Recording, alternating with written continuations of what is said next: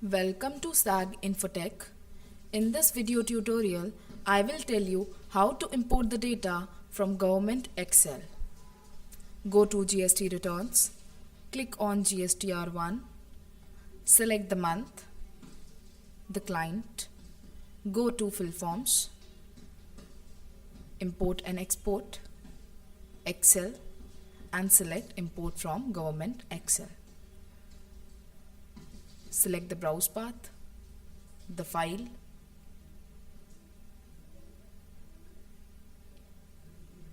click on Get Data.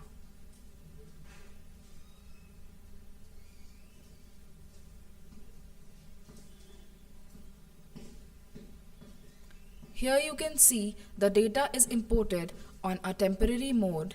Now to import the data in the software, we'll select the option from here and click on Import.